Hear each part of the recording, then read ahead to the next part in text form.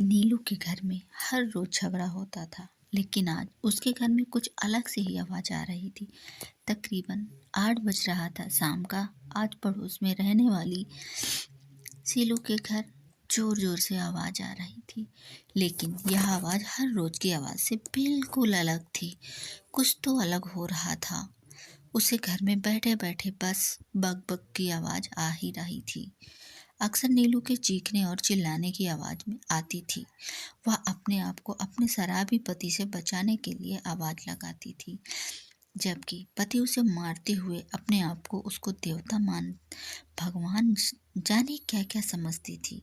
जब नीलू से बर्दाश्त नहीं हुआ तो वो अपने ही घर के बाहर निकलकर देखा तो घर के बाहर भीड़ इकट्ठी थी। नीलू के घर में भीड़ इकट्ठी थी, जबकि सास वहां खड़े खड़े लोगों से मदद मांग रही थी। कोई तो बचाओ उसे, यहाँ खड़े खड़े क्या तमाशा देख रहे हैं, कोई तो मेरी मदद करो। क्या हुआ अम्मा जी, काहे शोर मचा रही हैं? अचानक आखिर सुलोचना ने पूछा। अरे सुलोचना बिटिया, अच्छा हुआ तू आ गई। बचा ले, आज तो मेरे बेटे को बचा ले। अम्मा शायद आप गलत सोच रही हैं और बोल भी रही हैं, बेटे को नहीं, मेरी बहू को बचा ले, आप यही कहती हैं थी। सुलोचना ने जवाब दिया। उसके बाद सुनकर अम्मा बोली, अरे ना सुलोचना, आज बहू को नहीं, आज तो मेरे बेटे की को ही बचा ले। आज तो मेरी बहू पर रणचंडी सवार हो गई है। देख कितनी बुरी तरह से मेरे बेटे को मार रही है। तुझे तो भाभी भाभी जी कहती है, शायद तेरी बात ही मान ले। मेरी तो वह आज सुन भी नहीं रही है।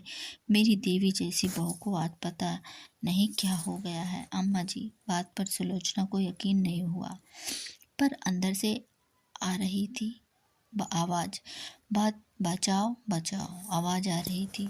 वह तो पुरुष की ही थी, या फिर यूं कहते हैं कि सोहन की थी। आखिर सुलोचना अंदर गई तो वाकई नजारा बदला हुआ था। नीलू पर वाकई रणचंडी सवार थी। बाल बिखरे हुए, साड़ी का पल्लू कमर में खोसे हुए, पूरी रणचंडी लग रही थी। जैसे लग रहा था कोई देवी ही सवार है। पति हर रोज उसे मारता था। इस लत को लेकर अपने पति की इच्छा अच्छी खासी धुलाई करती थी और साथ ही साथ बोले जा रही थी, तुम और देवता, तुम तो इंसान कहलाने के लायक भी नहीं हो। आज तुमने न छोड़ने वाली हूँ मैं तुझे। मेरे सीधेपन का बहुत फायदा उठाया तूने। समझाता क्या है अपने आप को? बीवी हूँ तेरी, तेरे घर की नौकरानी नहीं हूँ कि तू जो अपनी मर्जी से आएगा वह करेगा। जब तक अम्मा जी नीलू के सामने आकर गिड़गिड़ाती हुई बोली, अरे नीलू, तू तो देवी है, अपने पति की कितनी सेवा करती है, उसके लिए कितने व्रत और उपवास करती है, उसे देवता का स्थान देती है, और तू ही आज उसे लग के उसके ऊपर मार रही है। अम्मा जी, पत्नी देवी जब तक होती है, जब तक पति देवता होता है, पर आपका यह राक्षस बेटा तो मेरी छाती पर सौतन लाकर बिठा दे रहा है और मैं इस देवता मानकर इसे पूछती रहूं। अरे अम्मा जी, हाथ पैर तोड़कर ना बिठा दूं, उसे कहती रहूं। नीलू लट लेकर सोहन पर वार करने लगी तो सुलोचना ने आकर उसे रोक लिया। अरे बस बस कर नीलू, कितना मारेगी, देख मार मार के सुझा दिया उसको तूने। आखिर बात क्या हो गई? तेरे लिए तो तेरा पति देवता था ना, आज फिर क्यों मार रही है उस देवता को? यह राक्षस और देवता, मैं इस जैसे निकम्मे इंसान को भी अपना देवता माना, अपने सर आंखों पर बिठाया। इसकी मार खाकर हमेशा से यह सोचकर चुप रह गई कि कम से कम इसके नाम का सिंदूर तो मेरी मांग में है, कम से कम मैं सुहागन तो हूँ। या मुझे कितना मारता था, फिर भी इसके परिवार वालों को अपना मानकर हमेशा मैं अपनी जिम्मेदारी निभाई, लेकिन यह मेरी छाती पर सौतन लेकर आ गया और लाकर उसे मेरे ही कमरे में बिस्तर पर बिठा दिया। ऊपर से टैग की चोट पर कह रहा है कि उससे शादी करूंगा। कहते हुए नीलू की आंखों में आंसू बरस रहे थे। आखिर गलत भी नहीं कह रही थी। कितनी बुरी तरह से सोहन मारता था उसे, फिर भी उसे सर आंखों पर बिठाए रखती थी। और यह तो सुलोचना ने उसी दिन अपनी आंखों से रात के साथ देखा था। उसे दिन नीलू रसोई में काम कर रही थी, जबकि सुलोचना उसकी सास के पास बैठकर बातें कर रही थी। तभी दरवाजे में दस्तक हुई। इस समय कौन आया होगा भी नहीं कर देते। मैं हमेशा काम के समय में ही कोई ना कोई आता जाता रहता है, कहती हूँ रहती। नीलू के जाकर दरवाजा खोला तो सामने रोहन ही खड़ा हुआ था। खड़ा क्या था, लड़खड़ा रहा था। ना आंखें पूरी तरह से खुल रही थी और ना ही पैर जमीन पर टिक रहे थे। पूरी तरह से शराब की नशे में धुत था। देखते ही नीलू बोली, अरे इतनी शराब क्यों पीते हो जब खुद के पैर पर खड़े नहीं हो पाते हो? तुझे क्या पता मेरे दिमाग में कितनी टेंशन है। सोहन अपने लड़का रहती जवान में बोला, अपनी जवान से ही बोला, टेंशन तो मुझे भी होती है।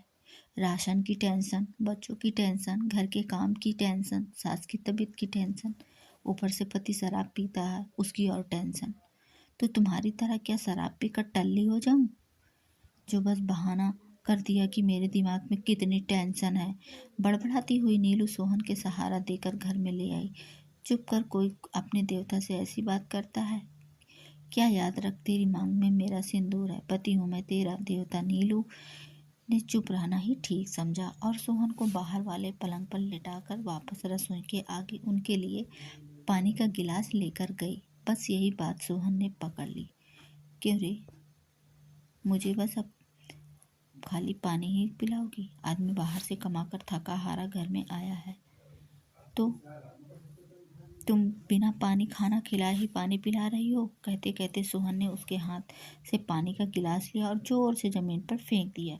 यह देखकर अम्मा जी बोली, अरे रोटी बना ही तो रही है, 2-4 मिनट रुक जा, बैठ, वह रोटी लेकर आ रही है। अब मैं बीच में अम्मा तू बीच में मत बोल। 2-4 मिनट बहू, इस घर में इस रोटी बनाने के लिए ही तो लाया हूँ, मुफ्त की रोटी खिलाने के नहीं। अम्मा की बात सुनकर चौंकने भड़कते हुए बोला रोहन। देखकर सुलोचना तो वहां से जान हो गई। इतने में रोहन लट उठाकर नीलू को पीटने लगा। सुलोचना तो यह देखकर अक्का बक्का रह गई, जबकि अम्मा जी उसे अपने बेटे के कोप से बचाने की कोशिश करने लगी तो उसने अम्मा जी को ही धक्का देकर एक तरफ कर दिया। किसी तरह नीलू ने भागकर रसोई के दरवाजा अंदर से बंद कर लिया, लेकिन सोहन वह तो रसोई के दरवाजे को ही पीटे जा रहा था, जबकि सुलोचना ने अभी अपनी जिंदगी में यह सब कभी नहीं देखा था। तो उसे समझ में नहीं आया कि वह अरे क्या करे आखिर। हर तब सोहन खुद को पलंग पर आकर गिर गया। थोड़ी देर बाद जब शांति हुई तो सुलोचना ने खुद को ही दरवाजा खोल दिया। सुलोचना ने कुछ मदद के लिए कहा। नीलू बोली, आप रहने दो भाभी जी, यह तो इनका रोज का ही काम है, अब बस हम भी खाना खाकर सोएंगे। नीलू ने इतनी आसानी से यह सब कह दिया कि सुलोचना को कुछ समझ ही नहीं आ रहा था। वह चुपचाप अपने घर आ गई। दूसरे दिन वट सावित्री का व्रत था। जब वह मंदिर पूजा करने के लिए गई तो वह सुलोचना को देखकर हैरान रह गई। सुलोचना पूरा श्रृंगार करके सावित्री की पूजा करने आई थी। सुलोचना तो एक पल सोचती रह गई कि अगर मेरा पति मेरे साथ ऐसा करे तो मैं कभी उनके लिए पूजा न करूं। और यह सुलोचना, तुमने भी तो व्रत रखा है। सुलोचना के मुंह से अचानक निकल ही गया, भाभी जी, आखिर मैं भी सुहागन हूँ, मैं भी तो अपने पति का लंबी उम्र के लिए व्रत रखूंगी। और कल तो उसने कहते कहते सुलोचना चुप हो गई। अभी भाभी जी मारता है पीटता है, पर जैसा भी है वो मेरा पति है, देवता है। वह तो ही समझ में मेरा सम्मान कहकर सुलोचना पूजा करने लगी। सुलोचना तो उसे देखते ही रह गई। पति इतना मारता था, फिर भी पता नहीं किस मिट्टी की बनी है नीलू, कभी उसको छोड़कर ही नहीं जाती। 1-2 बार उसने पूछा भी, तब पता चला कि बचपन में उसके सिर से माता पिता का साया उठ गया था। माँ को दुनिया से लड़ते देखा था, उसने तरह तरह के ताने सुने थे। उसने लोगों के गंदे नियम किस तरह से उसकी माँ को दबोचे थे। वह माँ को तड़पती हुई देखी थी। उसने परिवार वालों किस तरह से मुंह फेर लेते थे वह भी देखा था। उसने बस तब से मन में यही विचार धारण किए बैठी थी कि जब तक पति है, चाहे कैसा भी है, मान सम्मान तो है, आपकी मांग में सिंदूर तो है, किसी की बुरी नज़र आपको नहीं पड़ेगी। बस इसलिए अपने पति को देवता मानती थी। खुद की एक फैक्ट्री में काम करती थी, लेकिन सुबह भी घर का पूरा काम करके चली जाती थी और वापस आकर घर के कामों में लग जाती थी। अम्मा जी से जितनी मदद हो जाती थी वह कर देती थी। शादी के 5 साल हो गए थे। एक 3 साल का बेटा भी था, जो अक्सर यह सब तमाशा देखकर डरा सहमा सा रहता था। पर सोहन इस तरह से करेगा, किसी को यकीन नहीं हुआ था। नीलू के लिए सौतन लेकर आया। इतने में अम्मा जी बोली, क्या सोचकर लाया रे तू उस लड़की को? इस घर में याद रख, अगर तूने उससे शादी की तो तेरा इस घर में दाना पानी उठ जाएगा। काहे अम्मा जी, वह मुझे पसंद है, मैं तो उसे ही शादी करूँगा। रोहन बेशर्मों की तरह अपने गांव को मिलता हुआ बोला। अब की बार नीलू से पहले अम्मा जी बोली, पर बिल्कुल कर, पर आज के बाद तू मेरा बेटा नहीं और इस मकान में तेरा हक नहीं।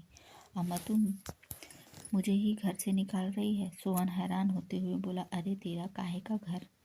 यह घर तो तेरे बाप ने खरीदा था, इसलिए इस घर पर सिर्फ मेरा हक है और यह मेरे नाम है। अब तुझे जैसा फकीर के साथ वह शादी करना चाहती है तो करे, अपनी बहू के साथ ही रह लूँगी।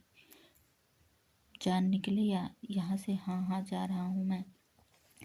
अपने दम पर ही खुद मकान बना लूँगा, पर शादी तो उसी से ही करूँगा। सारा तमाशा तो वह लड़की भी देख रही थी और सुन भी चुकी थी। जैसे ही सुमन ने उसे बुलाया, उसने बाहर आकर जवाब दिया, तेरे पास है ही क्या जो मैं तुझसे शादी करूँगी? महीने का 20,000 कमाता है, अपना तेरे पास कोई प्रॉपर्टी है ना कुछ। मुझे अपनी ज़िंदगी बर्बाद थोड़ी ना करनी है। तुझे तो माफ़ भी नहीं करूँगी मैं वह हाथ जोड़ती हुई सोहन को छोड़कर भाग खड़ी हुई। उसे लड़की से इस बर्ताव से सोहन का करारा झटका लगा। अब जाए तो कहाँ जाए? उसने पलटकर नीलू की तरफ देखा तो नीलू ने कहा, अब मुझे देवी बनने का शौक नहीं है। अम्मा ने मेरा साथ दिया है तो मैं अम्मा का पूरा साथ दूंगी, नहीं छोड़ूंगी। तुझे इस घर में रहना है तो रह, अम्मा का बेटा बनकर रहो, पर इज्जत के साथ रहना। अब मुझसे उम्मीद मत रखना। नीलू अपने बेटे को लेकर अंदर चली गई। सुमन इस घर में रहता था सोहन इस घर में रहता तो था, पर अब नीलू से इतना ज़्यादा तवज्जो नहीं देती थी। एक दो बार शराब पीकर घर में घुसकर हंगामा करने की कोशिश की थी। नीलू ने उसे पुलिस के हाथों खूब पिटवा दिया। अपने आप सोहन को अकल आ गई थी। पत्नी अब उसे देवता नहीं इंसान ही समझती है। अगर वह पी के आएगा तो उस इंसान भी नहीं समझेगी, समझ लूँगी ये मेरे घर का एक नौकर है जो इधर से उधर रहता है, एक टूटा हुआ फूटा बर्तन सामान की तरह। मैं ऐसे ही मानूंगी। मैंने बहुत अपने पति को इज्जत दी थी, लेकिन वह मेरी इज्जत का बिल्कुल ख्याल नहीं किया, इसलिए मैंने उसे बेइज्जत कर दिया। तो क्या दोस्तों, मैंने सही किया? अगर मैं सही किया हूँ तो आप कमेंट में मुझे ज़रूर बताएं और अपनी राय ज़रूर दें। तो दोस्तों, कैसी लगी आपको ये हमारी कहानी?